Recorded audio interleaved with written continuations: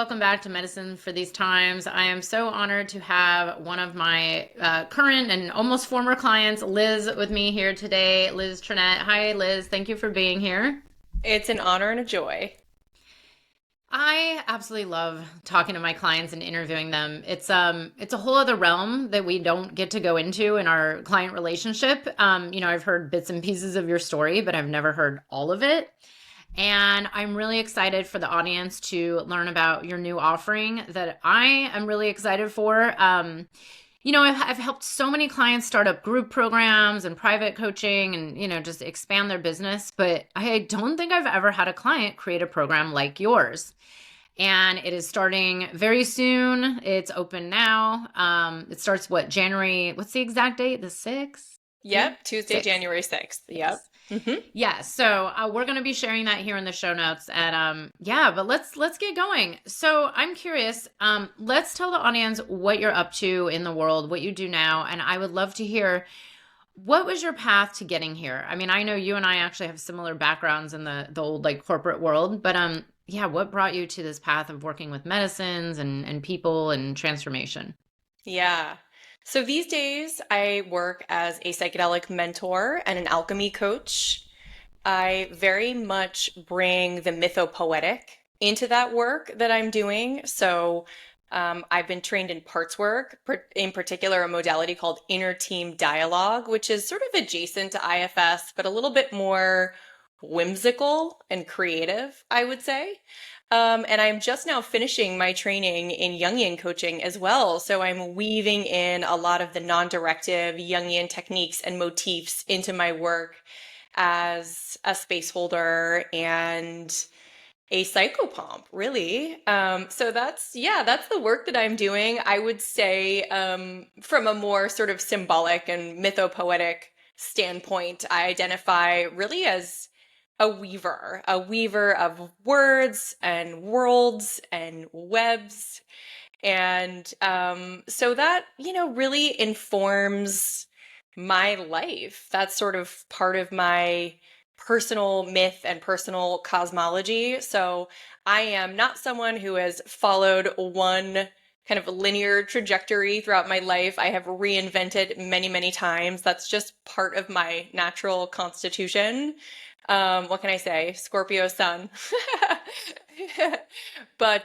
Yeah, so as you mentioned, I worked in the corporate world for nearly 2 decades, actually. So I started my career in consulting. It was actually very fun consulting. It was doing trend forecasting and a lot of futures scenarios work and a lot of ethnographic research. I got to really travel all over the country, even all over the world. I lived in London for a stint for that job. I was really kind of studying the leading edge or even like bleeding edge. So I was working, this is, before Instagram and social media really proliferated into what it was. So I had like a network of quote streetscapers who were, people with their finger on the pulse. So I worked in that world for many years and it was super exciting and really fun. I met really fascinating, brilliant people. And at a certain point, I just was like, you know what? This has been so cool and such an amazing foundation for my career, but I was hungering to really kind of get out of the boardroom and really get my hands dirty. So I then made a pretty drastic pivot. I moved out to San Francisco with my partner at the time and didn't have like much of a plan. I thought I would just sort of like find my next gig in that industry perhaps, or maybe pivot entirely. And where I landed was in fashion, actually. I was a fashion stylist for many, many years. So I worked in-house for lots of American brands, Old Navy, Levi's, Gap, freelanced for all different sorts of brands. And again, it was super fun. I got to work on TV sets. I got to do prop styling. I got to, I don't know, like dress celebrities and just meet so many funny characters, and lots of people that are still, dear friends to this day. And from there, I segued into, art direction, and then full blown creative direction. So I worked in-house. I worked for myself as a freelancer. I even had a photo booth company for a few years in there. So lots of different twists and turns and pivots. I think what I would say about that, apart from just being someone who really appreciates novelty and new challenges and new stimulation, I have been on a path of seeking, as we all are, and that looks a little differently for each of us. But I think a lot of the sort of pivots that I made, now looking back in retrospect, was really me searching for work that felt resonant on a deeper level, on a soul level, that really felt like, okay, this is my earth assignment, so to speak. Um, so the way that I found myself on the medicine path, a bit of a long story, but to make a long story bearable, I started working with mushrooms, just, sort of in your very stereotypical teenage way. And those experiences were just so catalytic for me. So they were, what was maybe I was anticipating as, carrying me out of my body or my day-to-day experience, and, kind of rainbows and magic carpets and who knows, like all those kind of stereotypes or archetypes.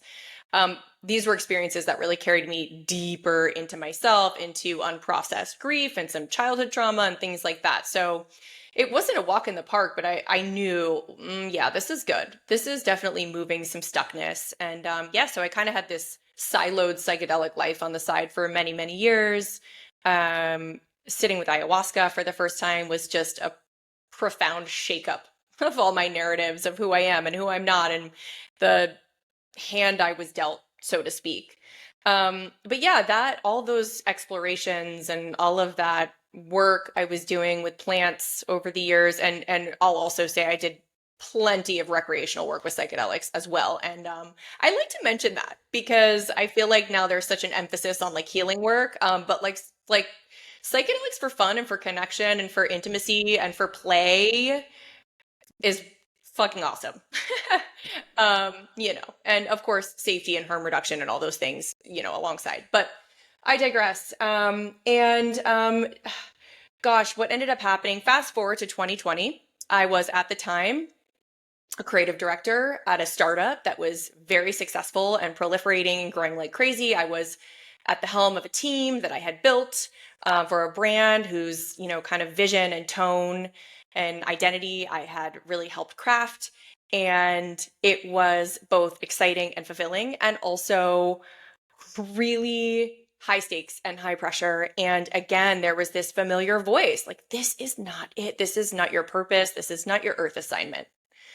And when I gave birth to my son in 2020, so yeah, so when the pandemic started, I was 6 months pregnant, and ended up giving birth to my son just a few months into the pandemic. So June 1st, 2020, I went into labor, and that was the day that the George Floyd protests erupted right at City Hall in Manhattan. And I was delivering right at City Hall on the ground floor. So there I am in this hospital room.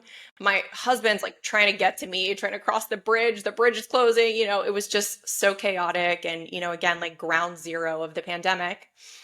And I'm there asking these huge existential ontological questions of like, why is this happening like this? What is the meaning of this? Why am I bringing this incarnating this soul in this moment? What is the story that is being born through me and through this moment? And it was a wild mystical experience giving birth. And I had, as my son was passing through the birth canal, I had a very intense and profound sentient experience of passing through my own birth canal. And it was like deja vu times infinity of an experience that I'd had in a journey with mushrooms years before. So like timelines collapsed. So yeah, so it took me some time to really unpack that experience, to really peel back the layers of the meaning. And the silver lining of there being a pandemic is that I went from being like the busiest person who never stopped and never paused living in New York City to actually kind of for the first time, pretty much ever, having all of this kind of unprecedented spaciousness in my life.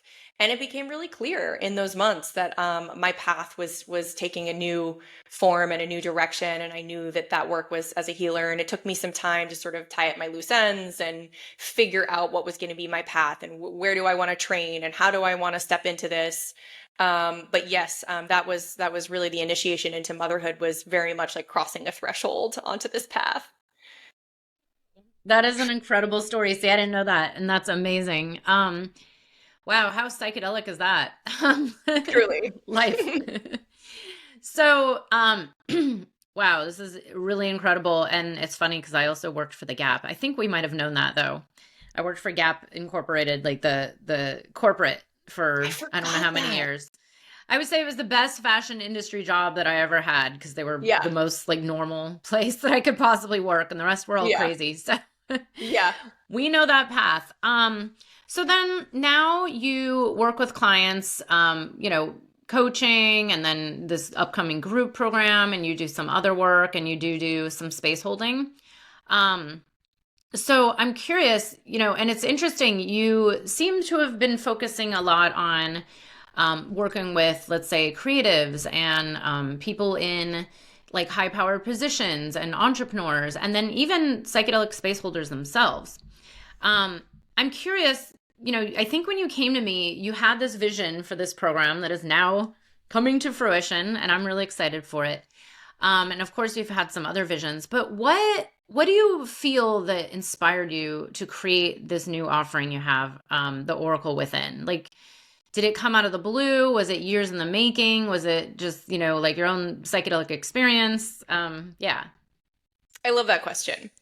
You know how people talk about sometimes it's framed as like the fox and the hedgehog or like the expert and the generalist? I hate the I'm the term general. generalist. I Yeah, know I well, hate me it. I too. But it's like the most dry, vapid. It's like, ugh, when I hear that, I want to like shrivel up. So the way that I reframe this idea of the generalist is like as a kaleidoscope. And that's the name of my practice, Yeah. is Kaleidoscope Eye, which is like a Beatles reference, to Lucy in the Sky, but is also very much kind of, um, yeah, part of my identity, as like this idea of like shifting the viewfinder, right? And like the pattern, there's so much color and the patterns are infinite. And I guess, yeah, so, that's sort of me. I'm someone that kind of constantly falls in love with new schools of thought, with new practices, with new creative endeavors, with new hobbies, with books, with ideas, with philosophies, with spiritual practices and lineages. And so it all kind of like weaves into this sort of like kaleidoscopic soup of passion and interest. I mean, another way to say it is sort of like a quilt. And I used to actually, I made a quilt when I was in high school. I've always loved collage. So there's this theme here, right, of bringing together these disparate bits from different sources, different places, and creating something cohesive.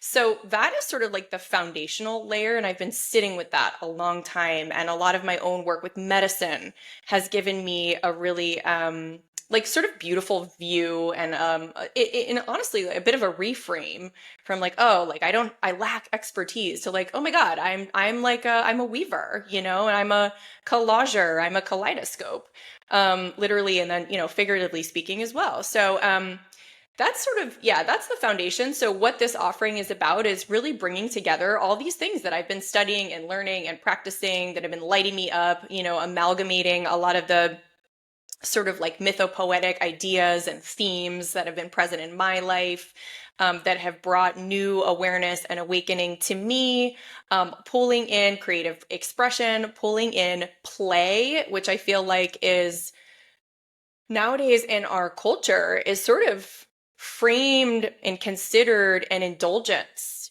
but play is a necessity. It's really like a necessary act of self-preservation.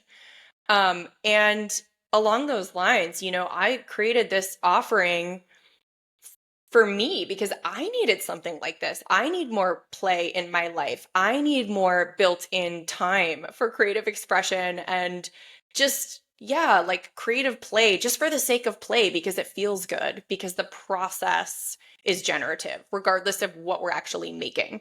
So, yeah, so that's sort Process. of like the origin story, I guess you could say. So good. And I have to say, I'm so excited for this because even one of my teachers, who I consider a teacher, but is a very close friend, my friend Sam, who I'm in this thing that he teaches and he does, and he's constantly referencing the fact that we don't even engage in visuals like visual art the same way that, maybe even 10 or 15 years ago, but 20 years ago, because now everything's done on technology. We consider reading technology, and we consider looking at Instagram as like our art. But like, how often all the listeners, when was the last time you actually created art, or just played without like a purpose to produce in mind?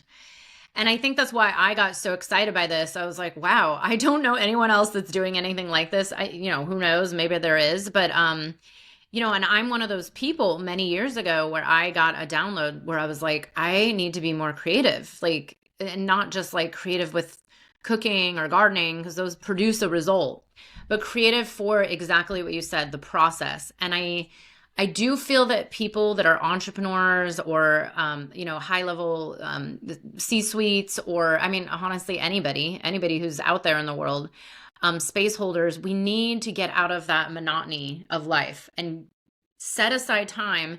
And it's so weird to think that we need to set aside time to play and just be creative. But that, unfortunately, is the world that we live in. Everybody's so busy.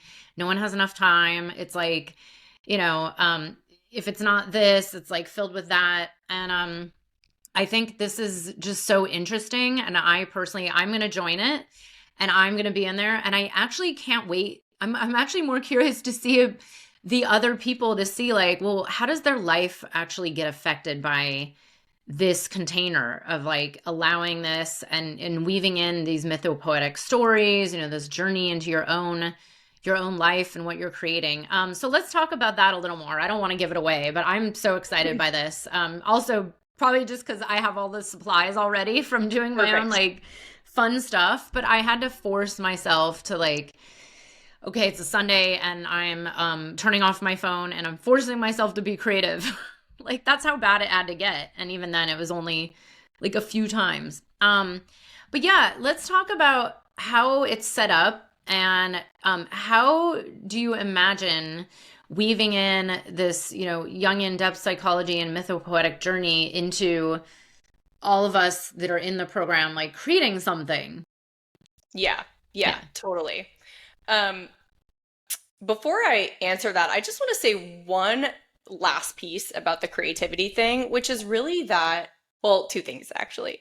One is that creativity, just the act of being creative, not what it is we actually produce with our creativity, but the act of being creative and expressing ourselves creatively, which of course can be through any number of different, modes or media. That is how we metabolize what life gives us, right? I mean, and we forget that because the over culture is so cerebral. And like, I mean, this is something for me and everyone I'm working with, everyone's like, I'm so in my head, right? So creativity is an opportunity to be in our bodies. It is an opportunity for like radical presence. And it is really a way that we metabolize what we don't even have the words. We may or may not have the words to even express or form. And then the other thing I wanted to say about that is just that, I think part of the reason why we have to really force ourselves to be creative is because of the conditioning of what it is we create and this pressure, whether it's conscious or unconscious, to make something, quote, good, right? And so, like, so many of us, whether we realize it or not, we have this like inner art critic who's over our shoulder, like, what are you doing? Is that even good? Is your like, you're not gonna want to show that to anybody. Just stop while you're ahead. It's like, and these voices are operating behind the scenes. And again, it might be voices that we're hearing and we're well aware of. It might also be unconscious. So this is really the antidote to that. It's a way of sort of liberating ourselves from, what is ultimately, I think, very much a capitalist framework on productivity that creeps into our creative lives. It's I just refer to it as modern day slavery. I mean, really, it's like Yeah. and I say we because it's literally me and pretty much everyone I know, except I have a couple friends that are truly creatives, but they also do that for their living, and then it's creative, but I also make my living. So then it's kind of tied into that. And it's like the production or the critic, like, what am I, is this a waste of my time and energy? Like, I could be doing something, or I should do, all the the Totally. voices. And I think this, I mean, there's a lot of people out there that have talked about this for many years. And I think you and I both worked in the startup world. I also did go from corporate to startup as well. Yeah. And the startup world knows that, the true innovation comes from being creative. And so many experts have talked about this for a long time. It's like, okay, a team is stuck. Well, don't just keep doing more work. You have to really like you said, get out of the head and like go tap into that well, the well of innovation. And this is like why we're human. This is part of the being alive, and we're creating this whole entire world. But this modern day life that we live in doesn't even allow for space. And then we throw in phones and apps and technology and, just trying to get by. And it's like there's literally no space. Yeah. None. Yeah. None. It's true. Yeah. No space. And also no space for like messiness or mistakes. Remember Miss Frizzle from the Ah. Magic School Bus? There's this Kinda, yes. awesome Yeah, the name. there's this awesome quote. I feel like she's like the patron saint of creativity and kookiness. I loved the Magic School Bus series as a kid, and she says, take chances, make mistakes, and get messy. And that kind of sums it up. And to your point, like, our culture and our society and how like ratcheted up everything is with intensity and with, sort of productivity, obsession, and even like this paradigm of like healing and fixing ourselves and optimizing everything. To your point, it just does not leave space. It does not leave safety for getting messy and just trying things just for the sake of trying, right? It's like, oh, what do I have to show for this hour or 2 hour block spent doing whatever? And I think that's important, by the way, to emphasize, because I know a lot of the listeners are on that like fixing healing path. And it's like, wow. I mean, that becomes this project. And I know because I've been there where it's like, Yeah. Oh, me on to too. the next thing, on to the next thing. And Of it's like, course. and there's somewhere to get to, but there's really not. And Yeah. Yeah. I mean, maybe the path of healing is the play and the creativity and the exactly. fun and joy, Yeah. of course. Yeah. Yeah. I mean, that's like a new or different anyway. I don't know how new it is. It actually feels very old. But Ancient, it's a, yeah. maybe a resurrection of an old way of understanding our healing paths. And no disrespect to, to healing. But, when I was at Psychedelic Science this past summer, just, taking in all of these talks from all of these, sort of disparate areas of the field, from neuroscientists to clinicians to indigenous elders and everywhere in between, it was like I was kind of zooming out. I'm like, okay, what was the connective tissue of all of these different topics and themes and talks? And it was like the whole point of healing is to create, right? And what we create looks different for each of us, but the whole point is to step into our creative power. And again, that doesn't have to be visual art. Maybe it is, but it could be, I mean, infinite possibilities of what we can create, but it's like to be in that frequency of creation and creativity. Yeah. So, but to answer your question around how this is sort of like laid out and formatted, and how we bring in the mythopoetic. So the Oracle within, I'm calling it a mythopoetic integration studio. And I use the word studio, of course, because we're going to be creative. And it's fully remote. We're going to convene, over Zoom, and essentially each of our sessions, there's going to be 7 live 2-hour sessions across 9 weeks. And each of our sessions is going to be devoted to a distinct mythopoetic theme. And of course, these themes sort of fit together in an arc of some kind.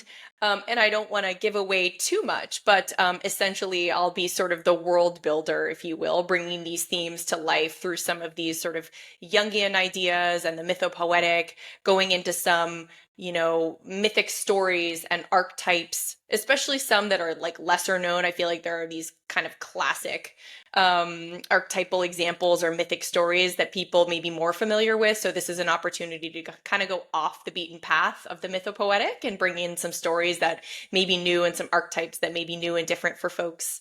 And to really sort of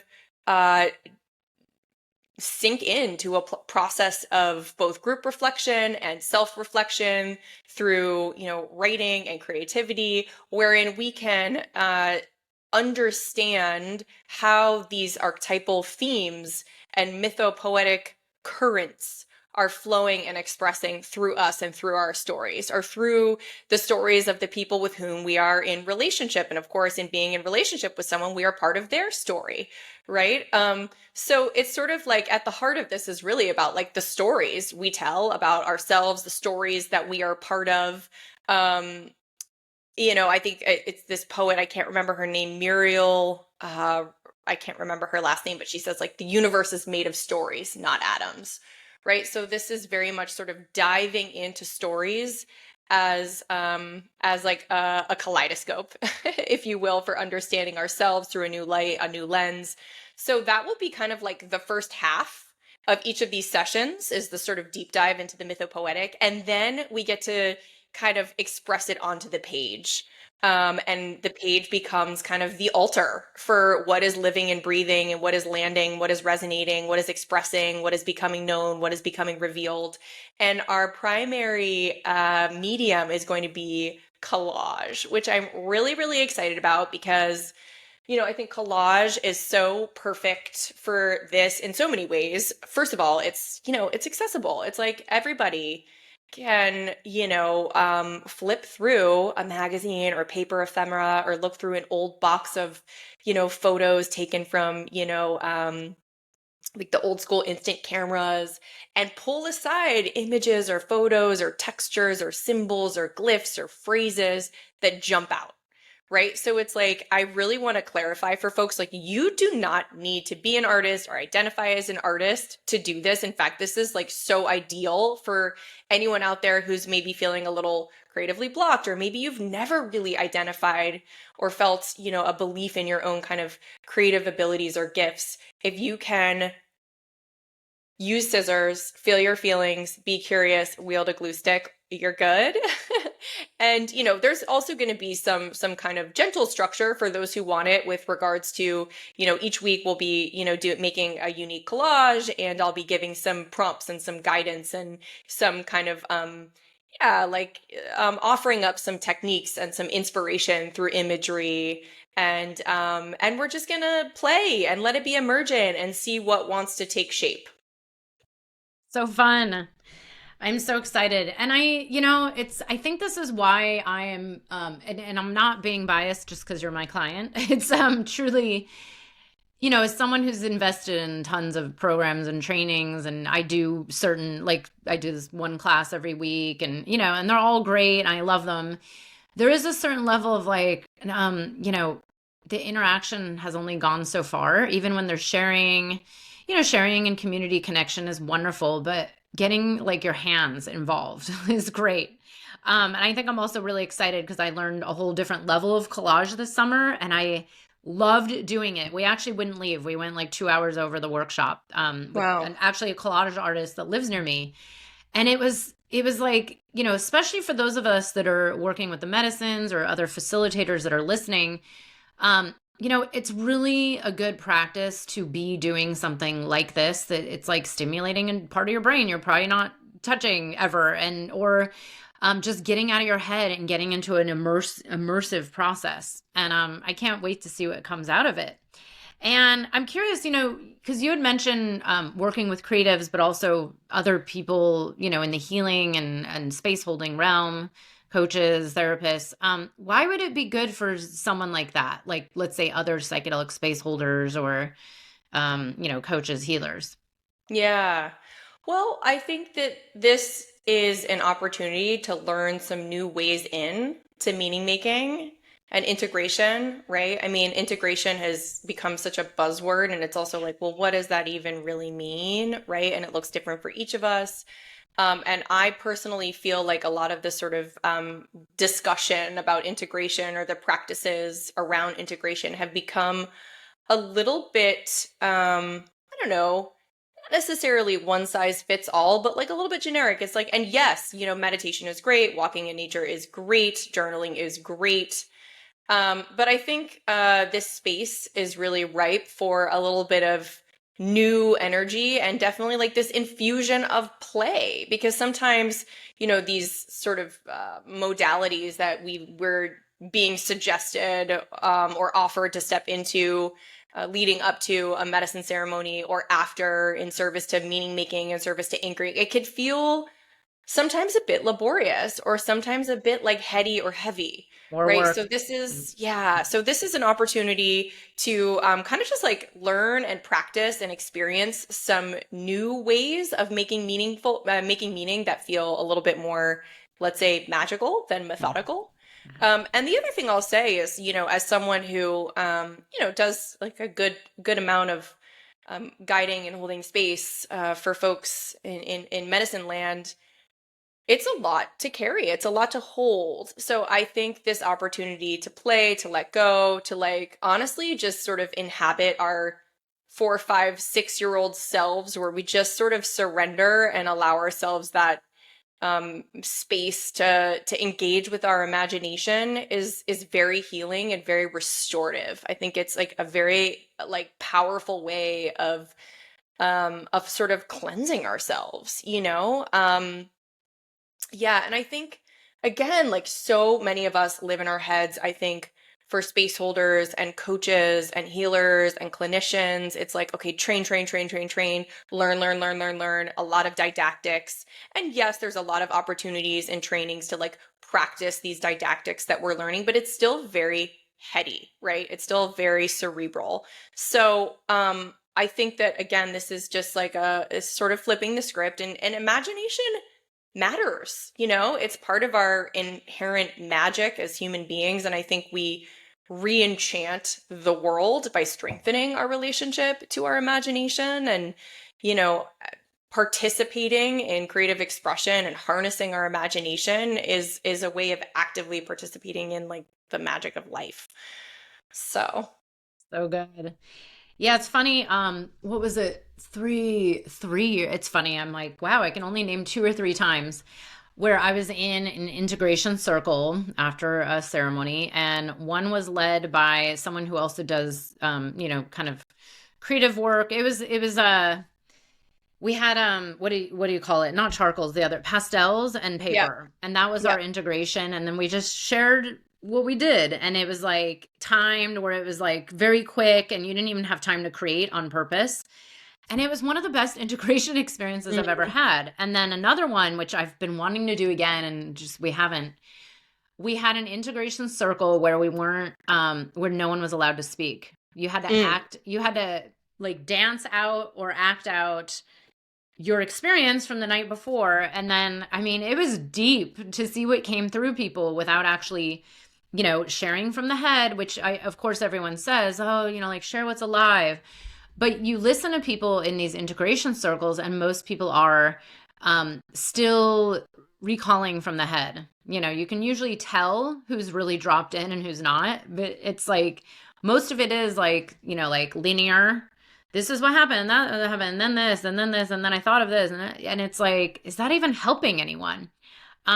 And it's interesting. I've had a lot of clients go through training programs, like you mentioned. There's a lot of training. I think it's all great. I get it. I'm in a training, constantly at this point. But it is true. It's like the creativity doesn't really happen until you're actually going and doing something.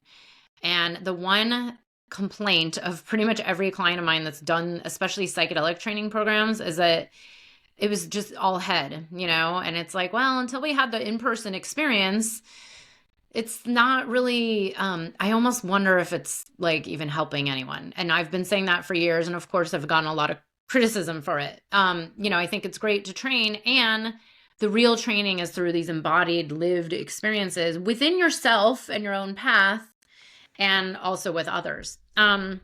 So I really love this, and I'm really excited because I do feel like this is what the world needs. And I feel like people like me, and like you said, a lot of people who've done many, many years of healing work and training, it's like this is the missing piece, is like, where's the play? Where's the fun and creativity? But I'm also curious, and this is where I've gotten downloads about this many, many years ago, but it just feels so alive right now. Where do you feel like the world is going when it comes to creativity and this idea of being creative, especially with someone like you who has this background in creative, creative direction and design? we have this AI situation, which I'm trying to come to terms with. Today, a musician I follow posted about AI music, and I'm like, wow, I mean, I figured it was out there. I didn't know there's whole albums that are created with AI now. Totally. Um, and then I mean, I created my birthday invitation with AI, and then I hired my designer to like clean it up and make it into a real design. And even that felt very like I didn't really want to be doing it, but I had to do it very quickly. But how do you feel about where we're heading as a human race with, let's say, technology and AI? And, right now it's where it's at, but like, who knows where it's going to be in a couple years? Like, I might be able to say, um, draw me up this entire web page that looks just like this and actually get the result in 5 seconds. Now it usually takes days to get a decent result. But yeah, what are your thoughts on this? And have you seen into the future about where we're heading? Yeah.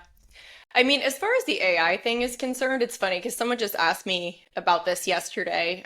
Someone who's gonna join the Oracle Within.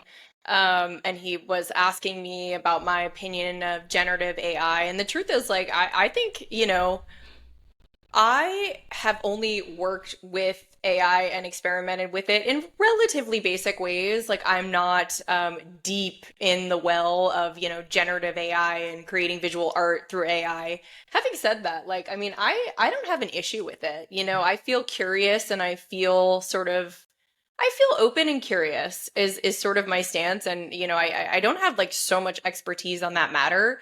Zooming out from the conversation about AI and just where creativity is going and sort of picking up some of the themes that we've already explored in this conversation, I feel like this, and we've talked about this, it's like we're in this crossroads moment where it's like this kind of wounded masculine paradigm of go produce more product, knowledge. It's like the logos, the wounded kind of logos energy is starting to dissolve. And what is emerging in greater fullness is the divine feminine of like emergence and organic generativity and creativity and sort of like earth based wisdom. And it's like everything is coming full circle. um so that's sort of my view on kind of super macro what's happening at this moment. And I believe that's why all of these sort of masculine structures are collapsing in such a dramatic way, and why like all in like the polarization is sort of shattering things, right? Whether it's like our political system or our economic system, like late stage capitalism, and also like just burnout, like how pervasive it is, burnout. And I have fallen into all this myself, like, and we've talked about this. But when I can kind of like unblend from the parts that are conditioned by this kind of wounded masculine overculture and come into my core higher self, my spiritual essence, my feminine essence, it's so clear that we are really in this like, we're in a great turning. We're in like a total paradigm shift, and it's messy. It's anxiety inducing. It's really kind of enlivening and inspiring, and it's fucking untamed. Like AI is untamed. It's just like it's like a wilderness, And so we have to suit up and we have to like be really intentional about how we want to navigate the wilderness. You don't like just like head into the bush without proper gear, without a sense of where you're going, without a guide. If you don't know those forests at all, you have to know like the native species and the dangers that are abound, in order to kind of like make it out unscathed. But if you do, it's like, my God, like, there's so much beauty and so much revelation and, making that sacred trek, so to speak. So well said. Yeah, it's it's a really interesting time. And of course, this has come up on a lot of podcasts I've done recently.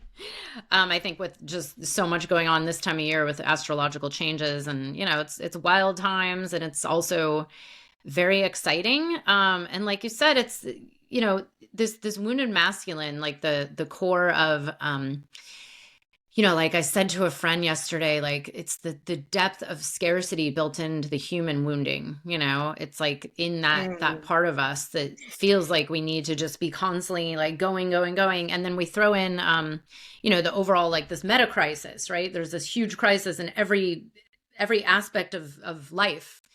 And I keep getting, and I've told you this, which is probably why I'm so excited for this offering and to see where it could, go to and expand to. Like, who knows? I mean, I have theories as to where you'll go over the next few years, but I personally, and maybe it's because I've been feeling it and getting visions of it, but I feel like there's so much coming at us from an intellectual, like, information consuming place, right? Like, people are glued to their phones. My friend last night was sharing how someone, he's like, yeah, I just saw someone almost get hit by a car, and which us that used to live in New York City saw it all the time. People just don't even look at traffic anymore. It's like, So crazy. Yeah. there's so much of that it almost feels so ripe for a creative or artistic, like, in-person, embodied, touching, like touching something with your hands Yeah. revolution. Yeah. And I know people that have been putting on like creative retreats with medicine, like that kind of thing. And I'm like, oh my God, I just want to go to that. The retreats that I've helped be a part of over the last couple of years, like, that is all I do. This is why I have so many art supplies, by the way. I bring tons of stuff with me. And then I'm like, okay, today I'm going to be pulling out all the art supplies and you can join me out here. And it's amazing how many people are like so excited to just like draw and paint and play. And no one Totally. brings anything except me. And it's like, and then it turns into like a week of just doing art, for everybody. Oh, And wonderful.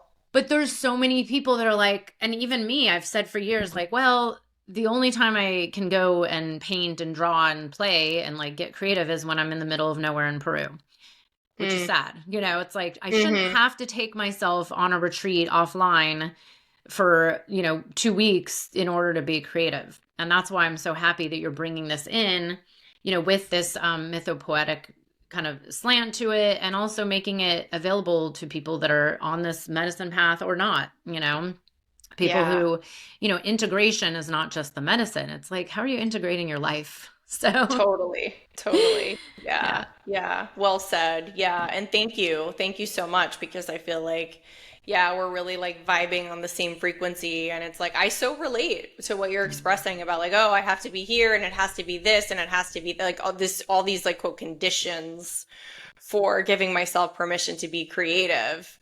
And so it was like, yeah, I was like, okay, it's like the writer who writes the book that they themselves needed. It's like, there's definitely that energy behind this creation is like, okay, let me create something that's, ultimately what I need. And I know I'm not the only one out there.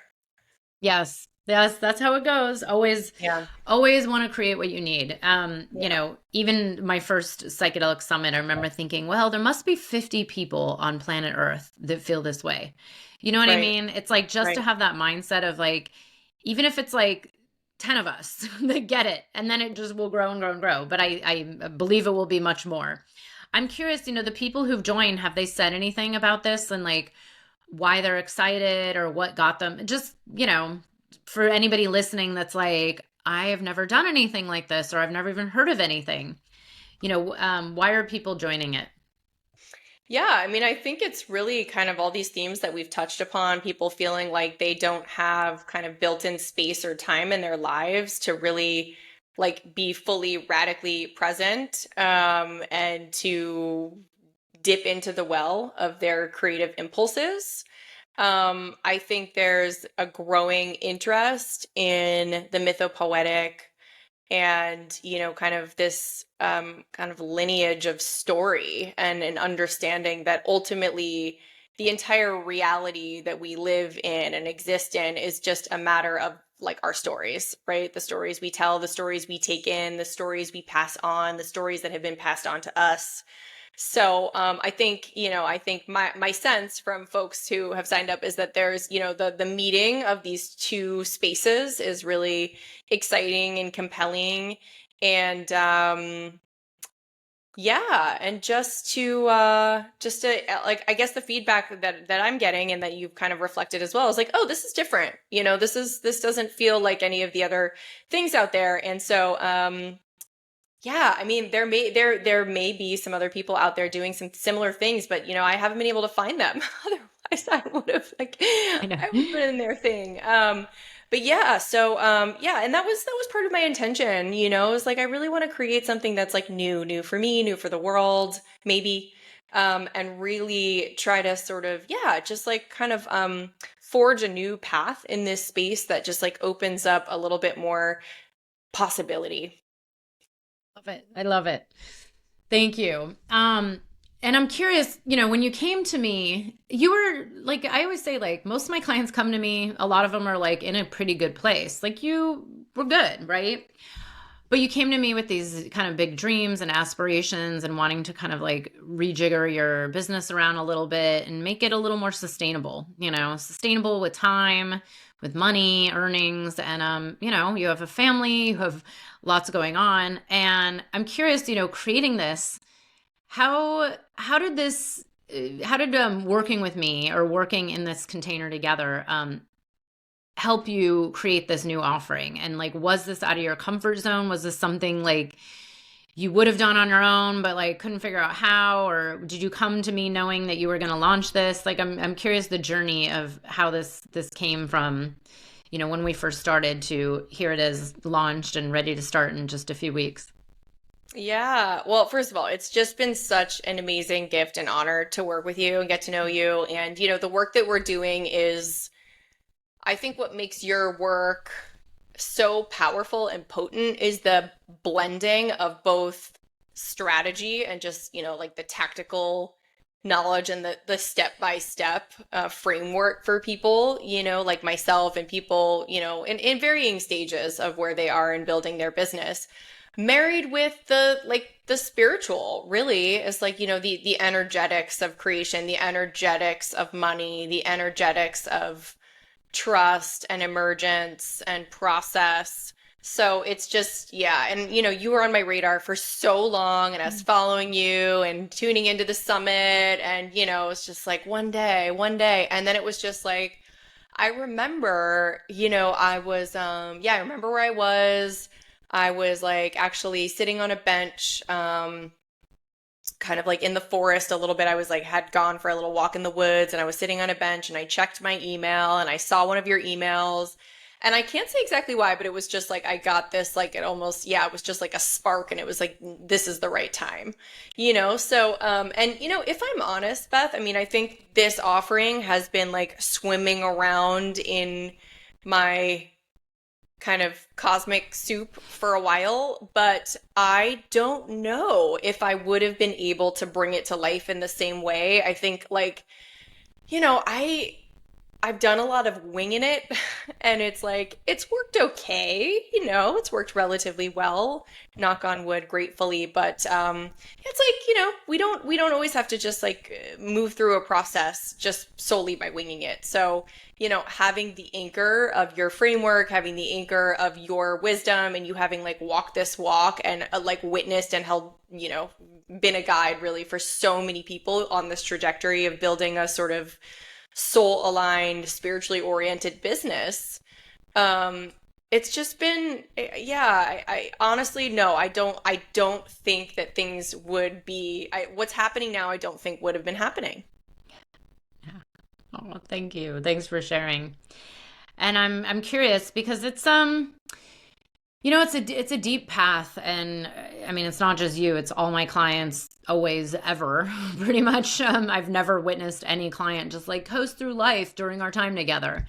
It's I believe that this is soul work, especially those that are working in the medicine space, especially those that are working in the transformational realm, which is 99.99% of my clients. And it's your own journey. It's always this depth of like, okay, well, who are you being and who are you becoming? And what's in the way. And I'm curious, like, do you have any moments during our time together that you can reflect on that are like, okay, that was like a portal, like the challenge. And I mean, of course, there's always challenges, but you know what I mean? Like the into the abyss and the coming out the other side. And yeah, I mean, I will say, I don't think yours, like I've seen some clients over the years get really like their lives burst into flames. Yours was nowhere near that. But then they come out and it's like, la. But yeah, Yeah. did you have any of those moments where you're like, what the fuck am I doing? I'm gonna quit and give up on all of this. Oh my God, so many, so many. I mean, I have met so many shadows and edges of discomfort throughout this process, which is, obviously so valuable. It's kind of like the other layer of, what I'm sort of reaping from this investment of working with you. The main thing for me, and I like honestly, I'm still sort of in it a little bit, although I feel like I'm starting to kind of find my way out of the cave. But it's just like the kind of like the marketing self-promotion piece. Like I had been entirely off social media for 5 years when we started working together. I mean, like just not going, not just like not posting, like not going on whatsoever. And yeah, I don't have necessarily any regrets about that. I don't know. It's like I'm one of few people who's actually trying to get more on social media as opposed to more off. But that process of like re-emerging out there and sort of like fully coming out, so to speak, of the psychedelic closet and being like, this is the work I'm doing, this is what I'm creating, this is like the space I'm in. Man, that has been so uncomfortable for me. And just like promoting this offering has been wildly uncomfortable. Even just like the idea of like sending all these emails and I'm like, oh, I don't want to like annoy people, like all these things of like, I'm too much. And like, is anyone going to sign up? And will anyone come to my party? It's like, there have been so many familiar insecurities and voices of self-doubt that have crept up during this time, and including insecurities that I thought that I had kind of released or maybe like, yeah, extinguished a while ago, that just hadn't been so salient. And now here they are again. So, oh shit, okay, we're back in, here we are again, and like we've talked about, it's a spiral, right? It's like, it's not a circle. It's like, I'm now at a new sort of rounding a curve that's like a little bit further up the spiral than I was however many years ago. But yeah, so there have been so many moments like that, and it's like, it's uncomfortable, it's challenging. Like you've definitely seen me in tears probably more than once, but it's also like what a gift to be able to have like this container for working through some of the scarcity or some of the shadow material that's still operating. Yeah. And good work. I mean, that's all that's all we can say. It's like that's part of it. And I've seen, I mean, this is I don't know if it was you I said it to this week or someone else, but I said this is why I love working with my clients that have worked with medicines, because those people that are willing to go there, and to me anybody that's touching a psychedelic is somewhat willing to go there because they tend to be more uncomfortable than not for the most part. And as long as you're willing to go there and look at those shadows and look at those, the wounds that come up and the patterns and the depths of like, in the spiral, like, oh, there it is again, just a different layer. This is where I've seen businesses really grow and take off, which is why I'm talking about it more, why I'm doing it more with my clients, even though we've always done it. But to know that, the strategies only go so far. And I will say it's fascinating because you were doing pretty well, like completely fine actually, without social media. And this is something I'm even leaning into more, where it's like, yeah, I think it's about the energy and the frequency of like, okay, you're showing up on social, not trying to get anything, but really showing up because you have something you're passionate about that you want to share. Not because it's like, oh, I need to show up there and just sell people things, which I think everyone's kind of getting sick of on some level. And, I think it's already changing. It's changed since a few years ago and it's going to continue changing. But if you're out there just like sharing what you love, sharing something helpful, and also just showing the universe that you're willing to get out of that comfort zone. Like, okay, yeah, it's uncomfortable to promote something, and I think, as I say, there's always a place that anybody can get to where it just gets easier over time. Once you build and become more known and reach more people, it's like, okay, there is a place where it just gets easier and it manifests. But a lot of it is just showing up for your business, like even just that moment on the bench.